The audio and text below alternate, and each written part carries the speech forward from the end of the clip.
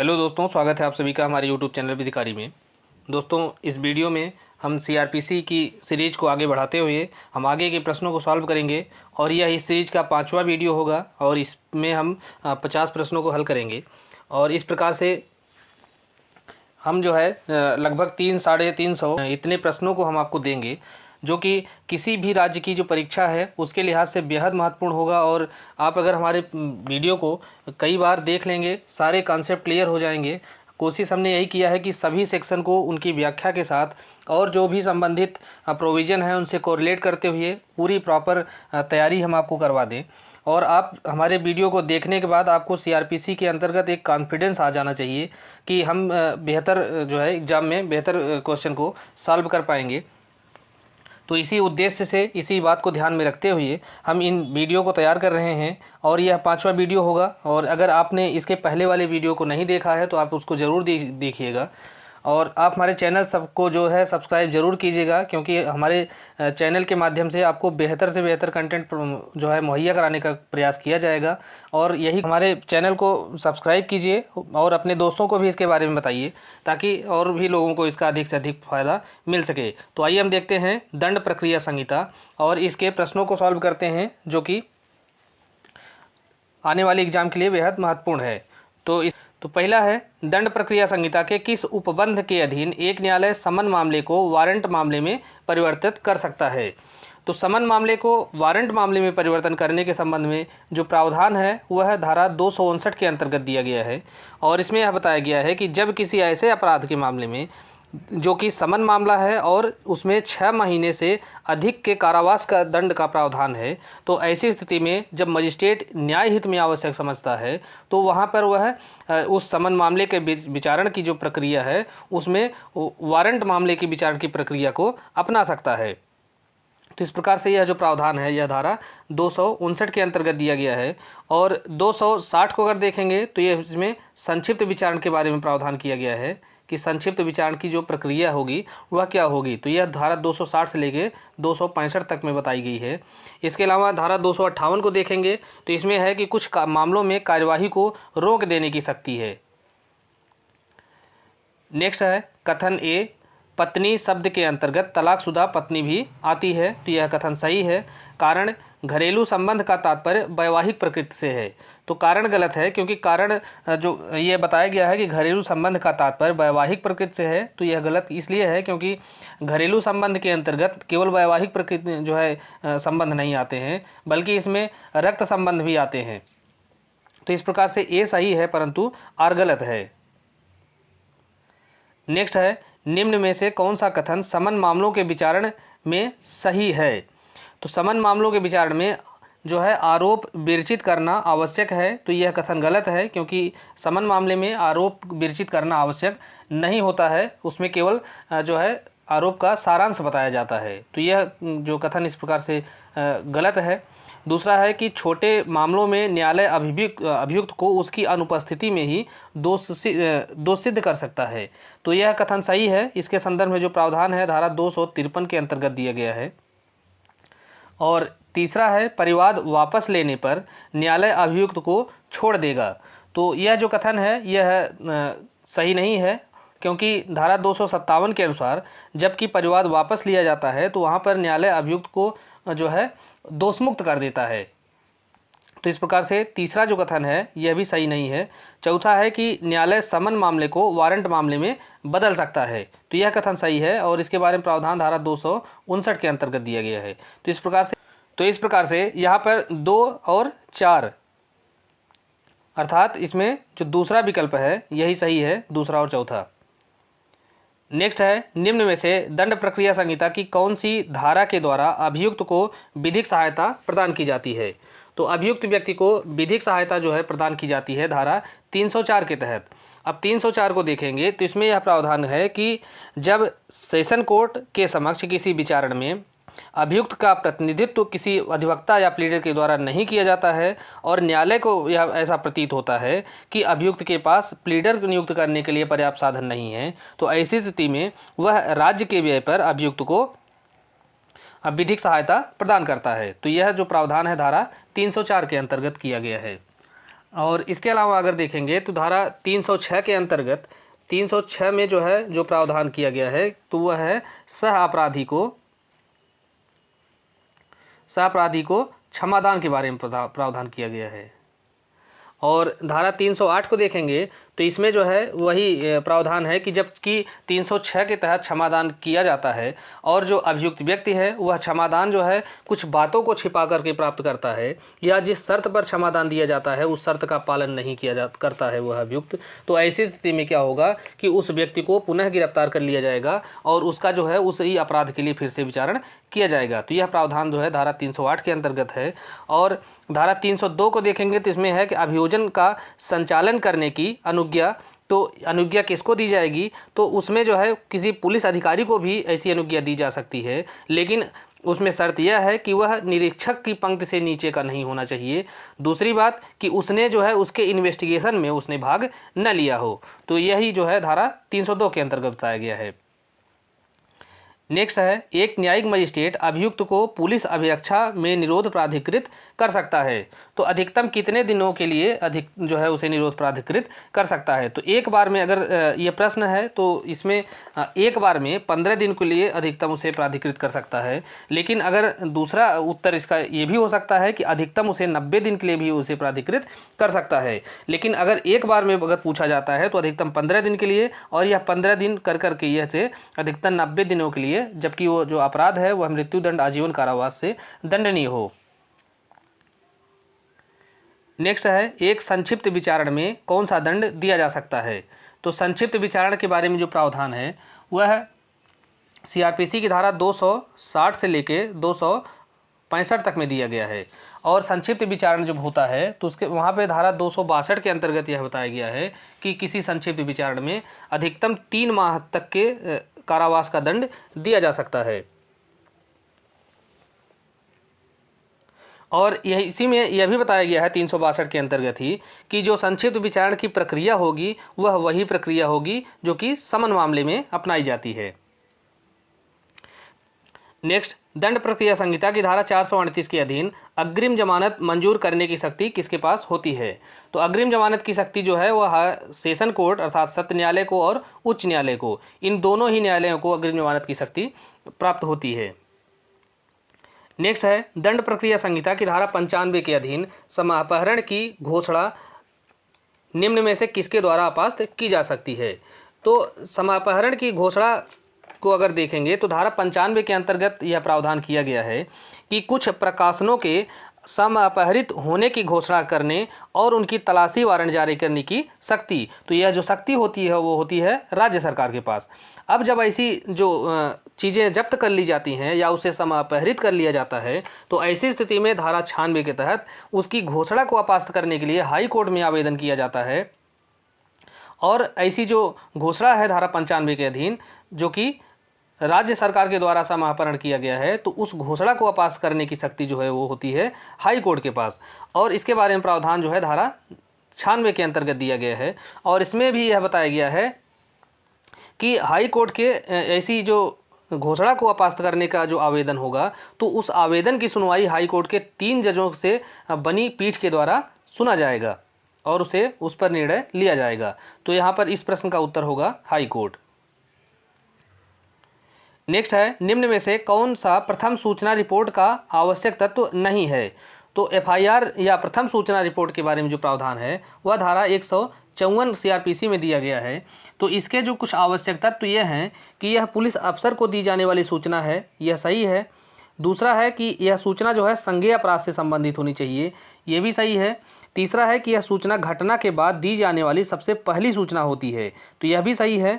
चौथा है कि सूचना किसी भी अपराध से संबंधित हो सकती है, तो यह गलत है क्योंकि किसी भी अपराध से नहीं हो सकती, वह केवल संज्ञेय अपराध से संबंधित होनी चाहिए और उसी ही प्रथम सूचना रिपोर्ट या एफआईआर कहा जाएगा। और उसके संदर्भ में जो प्रावधान है वह धारा 154 में दिया गया है, वह प्रक्रिया 154 की अपनाई जाएगी। लेकिन अगर मामला धारा संज्ञेय नहीं है और वह धारा 155 के तहत वहाँ पर वो प्रक्रिया अपनाई जाएगी। नेक्स्ट है, द्वितीय श्रेणी मजिस्ट्रेट को दंड प्रक्रिया संहिता की धारा 29 के अनुसार कितना दंड देने का अधिकार होता है। तो यहाँ पर सेकंड क्लास मजिस्ट्रेट की बात कर रहा है। तो सेकंड क्लास मजिस्ट्रेट कितना दंड दे सकता है, तो इसके संदर्भ में अगर प्रावधान देखेंगे तो यह धारा 29 के खंड 3 के अंतर्गत दिया गया है। और इसमें यह बताया गया है कि जो सेकेंड क्लास मजिस्ट्रेट होता है वह 1 वर्ष से अनधिक अवधि के कारावास का दंड दे सकता है या 5,000 रुपये तक का जुर्माना। तो यह भी ध्यान में रखना है, तो जुर्माने की उसकी क्षमता कितनी होगी, 5,000 रुपये। और धारा 29 के अंतर्गत ऐसे दंडादेश जो कि मजिस्ट्रेट दे सकेंगे, इसके संदर्भ में प्रावधान किया गया है। तो इसके अनुसार जो सीजीएम होता है, सीजीएम कितना, अधिकतम 7 वर्ष तक का कारावास की सजा दे सकता है।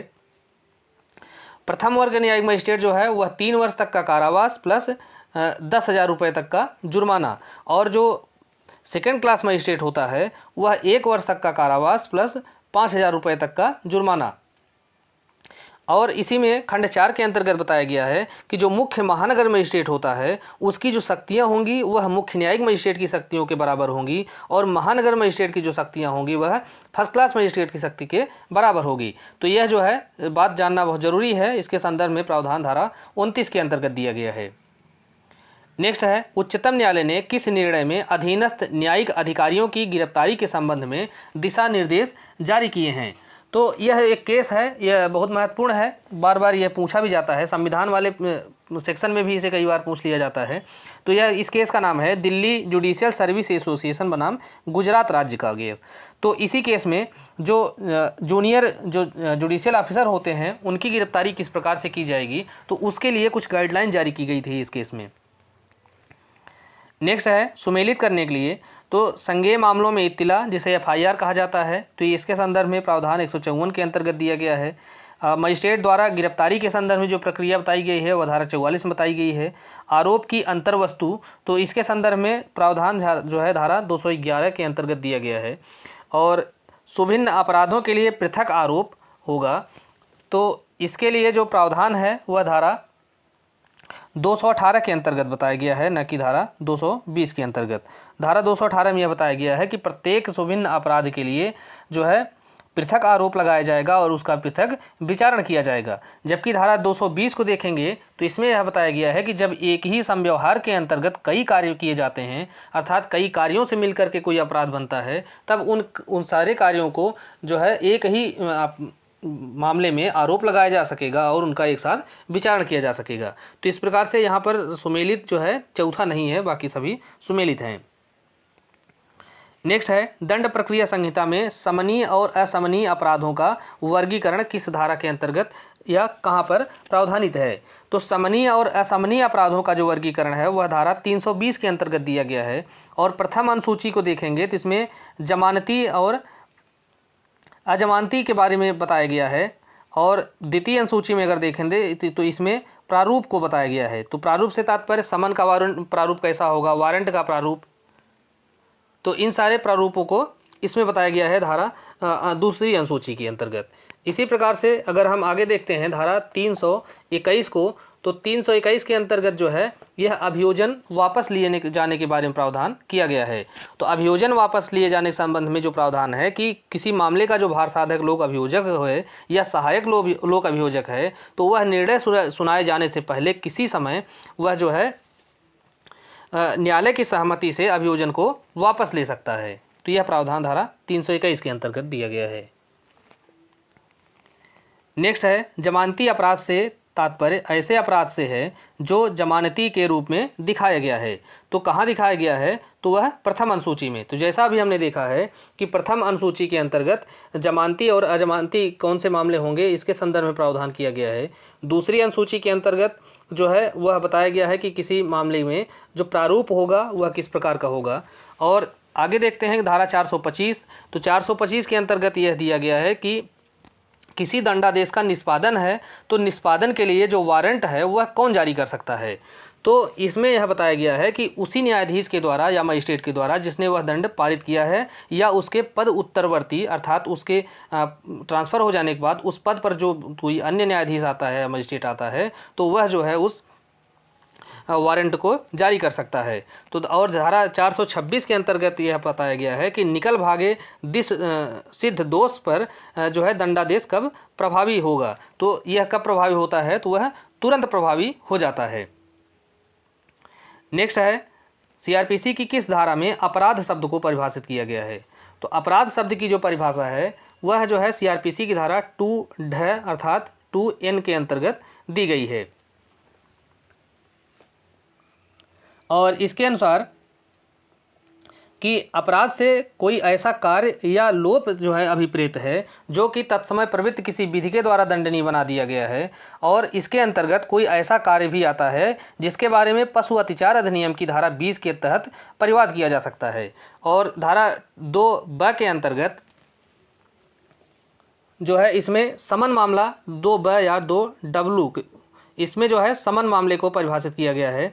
और धारा 40 को देखेंगे तो इसमें जो है ग्राम के मामलों में नियुक्त जो अधिकारी होते हैं और उनकी क्या शक्ति होगी जबकि उस गांव में कोई अपराध हो जाता है, तो यह बताया गया है धारा 40 के अंतर्गत। तो यहाँ पर अपराध को पूछा है तो अपराध को धारा 2N के अंतर्गत परिभाषित किया गया है। नेक्स्ट है, कोई न्यायालय दंड प्रक्रिया संहिता की किस धारा के अंतर्गत उस व्यक्ति को विचारण के किसी चरण में बुला सकता है और पुनः परीक्षा कर सकता है जिसकी परीक्षा हो चुकी है। तो इसके संदर्भ में जो प्रावधान है वह पूछा गया है कि किस धारा के अंतर्गत दिया गया है। तो ऐसा जो प्रावधान है वह धारा 311 के अंतर्गत दिया गया है। और 311 में क्या प्रावधान है कि कोई न्यायालय इस संहिता के अधीन किसी जांच, विचारण या अन्य कार्यवाही के किसी प्रक्रम में किसी व्यक्ति को साक्षी के तौर पर जो है हाजिर होने के लिए बुला सकता है और उसकी पुनः परीक्षा कर सकता है। तो यह प्रावधान जो है धारा 311 के अंतर्गत दिया गया है। इसके अलावा अगर धारा 313 को देखेंगे तो 313 के अंतर्गत जो है यह अभियुक्त की परीक्षा करने की शक्ति बताई गई है। और धारा 315 को देखेंगे तो 315 के अंतर्गत जो है अभियुक्त व्यक्ति बताया गया है कि वह सक्षम साक्षी होगा,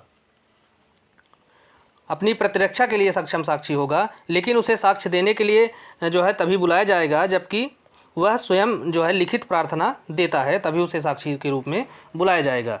इसी प्रकार से हम आगे देखते हैं जो कि धारा 323 है। तो 323 के अंतर्गत वह प्रक्रिया बताई गई है कि जबकि जांच या विचारण के प्रारंभ के पश्चात मजिस्ट्रेट को पता चलता है कि मामला सुपुर्द किया जाना चाहिए, तो जब ऐसा पता चलता है तो उसे वह सक्षम न्यायालय को सुपुर्द करेगा। तो यह जो प्रावधान धारा 323 के अंतर्गत दिया गया है। नेक्स्ट है, निम्नलिखित में से कौन सा कथन सही नहीं है। तो यदि कोई व्यक्ति अपने गिरफ्तार किए जाने का बलपूर्वक प्रतिरोध करता है तब पुलिस अधिकारी क्या कर सकता है। तो अगर कोई व्यक्ति है जिसकी गिरफ्तारी हो रही है और ऐसी गिरफ्तारी का वह कोई बलपूर्वक जो है विरोध करता है, तो ऐसी स्थिति में गिरफ्तार करने के लिए आवश्यक सब साधनों को प्रयोग में लाया जा सकता है। तो यह कथन सही है। और दूसरा है कि ऐसे व्यक्ति की जिसने कोई भी अपराध किया हो तो उसकी मृत्यु कारित की जा सकती है। तो यही जो कथन है वह सही नहीं है, क्योंकि अगर उसने कोई भी अपराध किया है तो उसकी मृत्यु कारित नहीं की जा सकती है। तीसरा है कि हत्या के अभियुक्त व्यक्ति की मृत्यु कारित की जा सकती है यदि वह फरार हो रहा है या उसका बलपूर्वक विरोध कर रहा है। और चौथी बात है कि हत्या की कोर्ट में न आने वाले मानव वध के अभियुक्त व्यक्ति की मृत्यु भी कारित की जा सकती है। तो ये जो है पहला, तीसरा और चौथा सही है, लेकिन दूसरा जो कथन है वह सही नहीं है, क्योंकि इसके बारे में जो प्रावधान देखेंगे तो वह धारा 46 के अंतर्गत दिया गया है। तो और धारा 46 का खंड 2 में यह बताया गया है कि यदि ऐसा व्यक्ति अपने गिरफ्तार किए जाने का प्रयास करता है या बलपूर्वक उसका प्रतिरोध करता है या गिरफ्तारी से बचने का प्रयास करता है, तो ऐसा जो पुलिस अधिकारी है या अन्य व्यक्ति है वह गिरफ्तारी करने के लिए आवश्यक सब साधनों को प्रयोग में ला सकते हैं। और इसी प्रकार से खंड 3 देखेंगे तो 3 में यह बताया गया है कि इस धारा की कोई बात उस व्यक्ति पर लागू नहीं होगी जिसने मृत्यु या आजीवन कारावास से दंडनीय अपराध को किया है। अर्थात इसका तात्पर्य है कि जब व्यक्ति मृत्यु दंड या आजीवन कारावास से दंडनीय अपराध किया है और वह अभिरक्षा में है और अभिरक्षा से निकल भागने का प्रयास करता है, तो ऐसी स्थिति में उसकी जो है मृत्यु तक कारित की जा सकती है। नेक्स्ट है, सुब्रमण्यम स्वामी बनाम मनमोहन सिंह के निर्णय में उच्चतम न्यायालय ने दंड प्रक्रिया संहिता तथा भ्रष्टाचार निवारण के अधिनियम के अधीन लोक सेवकों के अभियोजन के लिए अधिकतम कितनी अवधि में स्वीकृति देने को कहा है। तो यहाँ पर जो है यह इस केस में अधिकतम 4 महीने के अंदर स्वीकृति देने के लिए कहा है। अधिकतम 4 महीना। और इसके संदर्भ में जो प्रावधान है वो धारा 197 के अंतर्गत दिया गया है। तो 197 में क्या है कि न्यायाधीशों और लोक सेवकों का अभियोजन जब होता है तो ऐसे अभियोजन की स्थिति में वहाँ पर जो सरकार होगी वह स्वीकृति देगी, उसकी स्वीकृति से ही अभियोजन का प्रारंभ किया जा सकता है, अन्यथा नहीं। तो इस केस में सुब्रमण्यम स्वामी बनाम डॉक्टर मनमोहन सिंह का जो केस था, इसी केस में यह कहा गया कि ऐसी जब जो है अनुमति दी जानी चाहिए तो वह 4 महीने के अंदर ऐसी जो है स्वीकृति दे दी जानी चाहिए। नेक्स्ट है, निम्न में से कौन सा वाद अग्रिम जमानत से संबंधित है? तो यहाँ पर अग्रिम जमानत जिसके बारे में प्रावधान जो है वह धारा 438 के अंतर्गत दिया गया है। तो इससे संबंधित जो महत्वपूर्ण केस है वह है जोगिंदर उर्फ जिंदी बनाम हरियाणा राज्य। तो यह जो केस है वह धारा 438 अग्रिम जमानत से संबंधित है। नेक्स्ट है, निम्नलिखित में से कौन सा वाद दंड प्रक्रिया संहिता की धारा 144 से संबंधित है? तो इसमें से जो कर्नाटक राज्य बनाम प्रवीण तोगड़िया का केस है यह जो है सीआरपीसी की धारा 144 से संबंधित है। नेक्स्ट है, निम्नलिखित में से किस केस में यह निर्धारित किया गया है कि दंड प्रक्रिया संहिता की धारा 125 के अधीन भरण पोषण हेतु निर्णीत धनराशि हिंदू विवाह अधिनियम 1955 की धारा 24 के अधीन वैवाहिक कार्यवाही में निर्णीत निर्वाह व्यय की राशि के विरुद्ध समायोजित हो सकती है और उस राशि से अतिरिक्त और अधिक राशि के रूप में उसे नहीं दिया जाएगा। तो यह जो केस है, यह निर्णय जो है यह दिया गया था सुदीप चौधरी बनाम राधा चौधरी का केस है, यह 1997 का केस है। तो इसी केस में ऐसा निर्णय दिया गया था। नेक्स्ट है, एक उद्घोषित व्यक्ति जिसकी संपत्ति कुर्क की गई है, कुर्क की तारीख से निम्न अवधि के अंदर हाजिर होने पर अपनी कुर्क संपत्ति अथवा विक्रय के शुद्ध आगमों का दावा कर सकता है। तो वह अधिकतम जो है कितने अवधि के भीतर अगर न्यायालय में हाजिर होता है तो तभी वह अपने उसका जो है विक्रय के आगमों का दावा कर सकता है। तो इसके संदर्भ में अगर प्रावधान है उसको देखेंगे तो वह जो है धारा 85 के अंतर्गत दिया गया है। तो इसके अनुसार वह जो है 85 के खंड 3 में जो बताया गया है कि यदि कुर्की की तारीख से 2 वर्ष के अंदर कोई व्यक्ति स्वेच्छा से हाजिर होता है या लाया जाता है और यह समाधान कर देता है कि वह फरार नहीं हुआ था और उसे उसी कुर्की या उद्घोषणा की सूचना नहीं मिल पाई थी, तभी जो है उसको विक्रय के शुद्ध आगमों के जो है बारे में दावा कर सकता है और उसको वापस दिया जाएगा। तो यह 2 साल के अंदर। तो इसी प्रकार से एक क्वेश्चन और इस पर बनता है जो कि धारा 84 से है। तो 84 के अंतर्गत यह पूछा जाता है कि कुर्की के बारे में दावे और आपत्तियां वह कितनी दिन के अंदर की जाएगी। तो ऐसी कुर्की की तारीख से 6 माह के भीतर। तो 6 माह के भीतर जो है धारा 84 के तहत जो है कुर्की के बारे में दावे और आपत्तियां की जा सकती हैं। तो वह दावा और आपत्ति कौन करेगा कि कोई व्यक्ति है जो कहता है कि यह हमारी संपत्ति है और इसे कुर्क नहीं किया जाना चाहिए था। तो ऐसी स्थिति में वह उस न्यायालय में जिसके आदेश से ऐसी कुर्की की गई है वहाँ पर दावा कर सकता है कि हमारी जो संपत्ति है उसको वापस की जाए। तो ऐसी जो दावा है वह 6 महीने के भीतर किया जाएगा। और जब कुर्की कर ली गई है तो कुर्की के शुद्ध आगमों का जो दावा है वह धारा 85 खंड 3 के तहत 2 साल के भीतर किया जाता है।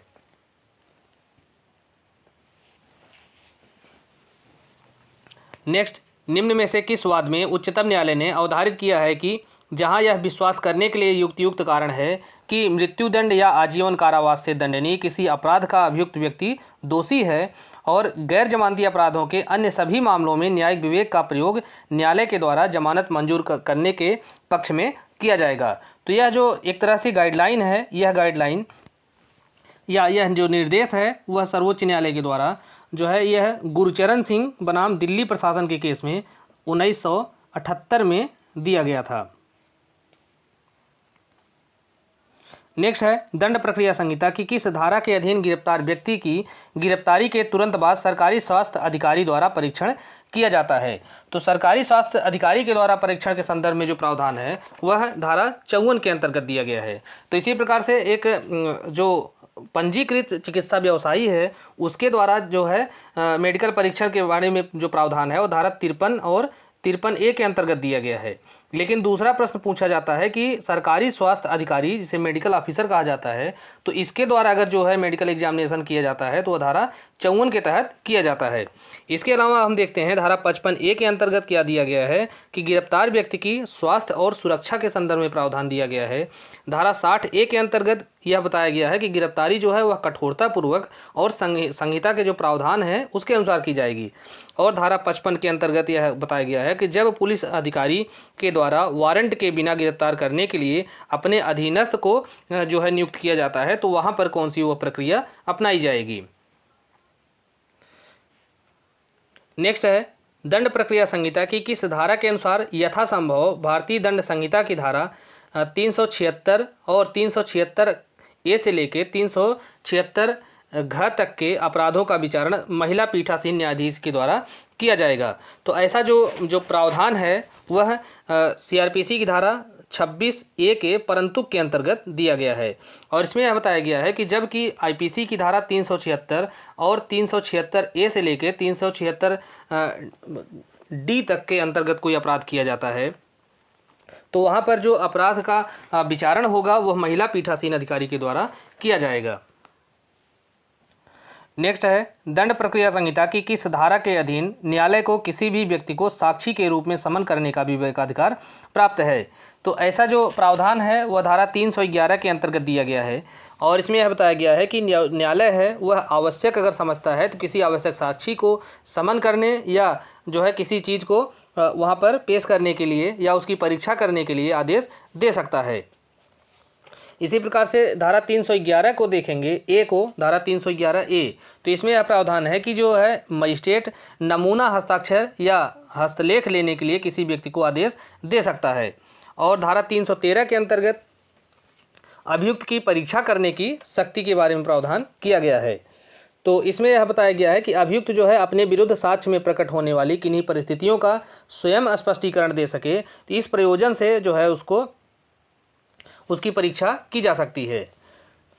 और धारा 319 के अंतर्गत यह प्रावधान है कि अपराध के दोषी प्रतीत होने वाले अन्य व्यक्तियों के विरुद्ध कार्यवाही जो करने की शक्ति जो है किसको है, तो यह प्रावधान जो है धारा 319 में दिया गया है। नेक्स्ट है क पर भाषा के आधार पर दो समूहों के मध्य दुश्मनी फैलाने का आरोप है। इस अपराध का न्यायालय के द्वारा संज्ञान लेने से पूर्व दंड प्रक्रिया संहिता के अंतर्गत किसकी पूर्व स्वीकृति आवश्यक है। तो इसकी यहाँ पर जो है पूर्व स्वीकृति जो है वह केंद्र अथवा राज्य सरकार की होनी चाहिए, तभी वहाँ पर अभियोजन प्रारंभ किया जा सकता है। तो इसके संदर्भ में जो प्रावधान है वह धारा 196 के अंतर्गत CRPC में दिया गया है। इसके अनुसार राज्य के विरुद्ध अपराधों के लिए और ऐसे अपराधों के आपराधिक षड्यंत्र के लिए जो अभियोजन का प्रारंभ होगा वह कोई न्यायालय तभी प्रारंभ कर सकेगा जबकि उसके लिए केंद्रीय अथवा राज्य सरकार के द्वारा उसकी पूर्व अनुमति दे दी गई हो। नेक्स्ट है दंड प्रक्रिया संहिता की धारा 145 के अधीन अचल संपत्ति के बारे में विवाद में कार्यपालक मजिस्ट्रेट किस प्रश्न पर निर्णय कर सकता है। तो यहाँ पर जो कार्यपालक मजिस्ट्रेट है वह वास्तविक कब्जे के प्रश्न का निर्धारण कर सकता है। तो 145 को अगर हम देखते हैं तो 145 के अंतर्गत जो प्रावधान किया गया है वह यह है कि जहां भूमि या जल से संबंध विवादों से परिशांत भंग होने की संभावना है तो वहां पर जो कार्यपालक मजिस्ट्रेट है वह पुलिस अधिकारी की रिपोर्ट पर या अन्य इत्तिला पर जबकि उसका समाधान हो जाता है कि उससे जो है लोक शांति भंग होने की आशंका है तो ऐसी स्थिति में वह लिखित रूप से आदेश देगा कि जो उसके पक्षकार हैं जो दावा करते हैं वह उसके समक्ष हाजिर हों और विषय वस्तु के बारे में अपने वास्तविक जो कब्जा है उसको साबित करने के लिए अपना कथन पेश करें। नेक्स्ट है निम्नलिखित पर विचार कीजिए। तो पहला है प्रथम सूचना रिपोर्ट जो है अपराध होने की सूचना मात्र है, तो यह कथन सही है। और दूसरा है कि प्रथम सूचना रिपोर्ट अपने आप में एक सारभूत साक्ष्य है, तो यह कथन गलत है। इस प्रकार से एक सही है परंतु दूसरा गलत है। नेक्स्ट है मुस्लिम माता पिता के बच्चे, तो मुस्लिम माता पिता के बच्चों के संदर्भ में कौन सी बात यहाँ सही है, तो वे जो है भरण पोषण के हकदार हैं, यही बात सही है। नेक्स्ट, वारंट मामले का आशय ऐसे अपराध से संबंधित है जो कि मृत्युदंड से दंडनीय है, आजीवन कारावास से दंडनीय है या 2 वर्ष से अधिक अवधि के कारावास से दंडनीय है। तो इस प्रकार से पहला और दूसरा ये दोनों सही हैं, जबकि 2 वर्ष से अनधिक या मात्र 2 वर्ष या उससे कम के कारावास से जो दंडनीय मामला होता है वह समन मामला होता है। और वारंट मामले की जो परिभाषा है वो धारा 2X के अंतर्गत दी गई है। नेक्स्ट, क पर एक बार चोरी और दूसरी बार घोर उपहति का आरोप है। तो यहाँ पर क पर चोरी करने और घोर उपहत करने के आरोप अलग अलग लगेंगे और उसका जो है विचारण भी अलग अलग होगा। तो यह पहला सही है। इसके संबंध जो प्रावधान है वह धारा 218 के अंतर्गत दिया गया है। नेक्स्ट है अभिवाक सौदेबाजी अर्थात प्ली बार्गेनिंग का प्रावधान किस पर लागू होगा। तो प्ली बार्गेनिंग के बारे में जो प्रावधान है वह धारा 265A से लेके 265L तक में दिया गया है। तो इसमें अगर हम देखते हैं धारा 265A को, तो उसमें यह बताया गया है कि इसके जो प्रावधान हैं वह भारत के सामाजिक और आर्थिक स्थितियों पर प्रभाव डालने वाले मामलों पर लागू नहीं होंगे। दूसरी बात है कि स्त्रियों के विरुद्ध जो अपराध हैं वहाँ भी ये लागू नहीं होते हैं। 14 वर्ष से कम आयु के बालकों के विरुद्ध अपराधों के मामले में ये लागू नहीं होते हैं। तो इस प्रकार से उपयुक्त में से कोई भी ऐसे अपराध नहीं हैं जिसमें कि ये सभी में लागू नहीं होंगे। तो इस प्रकार से इनमें से किसी भी मामले में ये प्रावधान लागू नहीं होंगे। नेक्स्ट है यदि किसी न्यायालय का पीठासीन न्यायाधीश निर्णय में हस्ताक्षर नहीं करता है तथा तिथि अंकित नहीं करता है तो यह किस प्रकार की अनियमितता होगी। तो इसके बारे में प्रावधान जो है धारा 465A के अंतर्गत दिया गया है CRPC में, और इसमें यह बताया गया है कि यह जो है मात्र एक साध्य प्रक्रियात्मक अनियमितता है, लेकिन इसके कारण से किसी जो पक्षकार है उसके साथ अन्याय नहीं होना चाहिए। तो धारा 465A को देखते हैं तो इसमें यह बताया गया है कि जबकि सक्षम अधिकारिता वाले न्यायालय के द्वारा कोई दंडादेश, निष्कर्ष या आदेश पारित कर दिया जाता है और उसमें जो है उस आदेश दंडादेश को तब तक न तो उल्टा जाएगा न ही उसमें कोई परिवर्तन किया जाएगा जब तक कि उसके कारण न्यायालय की राय में वस्तुतः न्याय न हो पाया हो। नेक्स्ट है क्या चोरी का अभियुक्त है और गिरफ्तारी के पश्चात 90 दिन तक वह निरोध में रखा जाता है और दोष सिद्ध जब होता है तो उसे 1 वर्ष तक का कारावास दिया जाता है। तो क्या वह 90 दिन की मुजराई का दावा कर सकता है? तो वह जो है 90 दिन की मुजराई का दावा कर सकता है और इसके संदर्भ में जो मुजरा के संबंध में प्रावधान है वह धारा 428 के अंतर्गत है। तो मुजरा है निम्नलिखित में से कौन सा उपचार दंड प्रक्रिया संहिता में प्रावधानित नहीं है। तो यहाँ पर देखेंगे तो निर्देश के बारे में जो प्रावधान है वह धारा 395 के अंतर्गत दिया गया है। तो यह प्रावधान किया गया है इसमें। और पुनर्विलोकन के बारे में यहाँ पे कोई प्रावधान नहीं किया गया है, जबकि CPC में इसके बारे में प्रावधान किया गया है। और पुनरीक्षण के बारे में जो प्रावधान है वह भी CRPC में दिया गया है धारा 397 से लेके धारा 405 तक में। और अपील के बारे में भी प्रावधान जो है धारा 372 से लेके धारा 394 तक में दिया गया है। नेक्स्ट है दंड प्रक्रिया संहिता की निम्नलिखित में से कौन सी धारा विवाह के विरुद्ध अपराध के अभियोजन के संबंध में प्रावधान करती है। तो यहाँ पर जो है विवाह के संदर्भ में पूछा है, तो विवाह के संदर्भ में अभियोजन का बारे में जो प्रावधान है वो धारा 198 में दिया गया है, जबकि 199 में मानहानि के मामले में अभियोजन के बारे में प्रावधान किया गया है। और धारा 197 को देखेंगे तो इसमें जो है न्यायाधीशों और लोक सेवकों के अभियोजन के संबंध में प्रावधान किया गया है। नेक्स्ट है दंड प्रक्रिया संहिता की कौन सी धारा बंदी प्रत्यक्षीकरण रिट से मिलती जुलती है। तो इसमें जो है जो धारा 97 है यह बंदी प्रत्यक्षीकरण रिट के समान है, क्योंकि इसमें यह जो है प्रावधान किया गया है कि जब जिला मजिस्ट्रेट या उपखंड मजिस्ट्रेट या फर्स्ट क्लास मजिस्ट्रेट को यह विश्वास है कि कोई व्यक्ति विधि विरुद्ध तरीके से जो है कहीं पर निरुद्ध किया गया है या उसको बंद किया गया है, तो ऐसे व्यक्ति की तलाशी के लिए वह जो है तलाशी वारंट जारी कर सकता है। तो यही जो 100 प्रावधान जो है धारा 97 के अंतर्गत दिया गया है। इसके अलावा धारा 96 के देखेंगे तो धारा 96 में जो है, जबकि धारा 95 के तहत जब कुछ प्रकाशनों को समापहरण करने की घोषणा जो है की जाती है राज्य सरकार के द्वारा, तो उस घोषणा को अपास्त करने के लिए हाई कोर्ट के समक्ष आवेदन दिया जाता है और हाई कोर्ट जो है उस पर सुनवाई करता है। और धारा 98 को देखेंगे तो इसमें जो है अपहरित स्त्रियों को वापस करने के लिए विवश करने की जो शक्ति है वह बताई गई है। और धारा 99 के अंतर्गत वो तलाशी वारंटों का निर्देश के बारे में प्रावधान किया गया है। नेक्स्ट है, एक न्यायिक मजिस्ट्रेट संस्वीकृति अभिलिखित कर सकता है। तो न्यायिक मजिस्ट्रेट जो होता है वह संस्वीकृति या कन्फेशन को लिखता है विचारण के दौरान, और धारा 167 के तहत।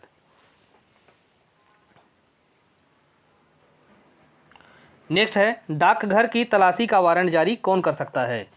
तो डाकघर की तलाशी का जो वारंट है उसे जारी कर सकता है जिला मजिस्ट्रेट। इसके बारे में जो प्रावधान है वह धारा 92 के अंतर्गत दिया गया है। और 92 को देखेंगे तो इसमें यह बताया गया है कि पत्रों और तारों के संदर्भ में जबकि जो जिला मजिस्ट्रेट है अर्थात डीएम है, मुख्य न्यायिक मजिस्ट्रेट अर्थात सीजीएम है, या सेशन कोर्ट या हाई कोर्ट की जो है ये तलाशी वारंट जारी कर सकते हैं। नेक्स्ट है, भारतीय दंड संहिता के अध्याय 21 के अंतर्गत मानहानि के अपराध का संज्ञान लिया जा सकता है। तो मानहानि का जो संज्ञान है वह पीड़ित व्यक्ति के परिवार पर लिया जा सकता है। इसके संदर्भ में जो प्रावधान है वो धारा 199 के अंतर्गत सीआरपीसी में दिया गया है। दंड प्रक्रिया संहिता के निम्नलिखित किस धारा में पीड़ितों के उपचार संबंधी प्रावधान किया गया है। तो पीड़ितों के उपचार के बारे में प्रावधान ये जो है धारा 357 ग के अंतर्गत या 357 सी के अंतर्गत दिया गया है।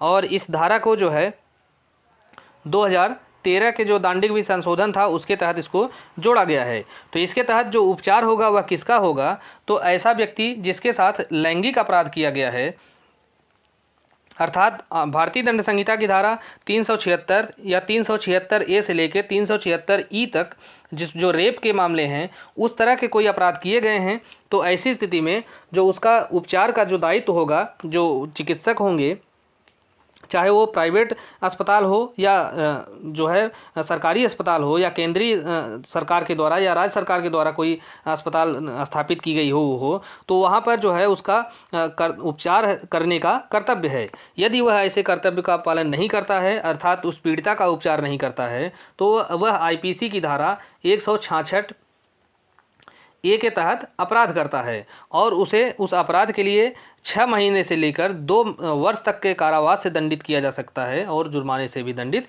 किया जा सकता है।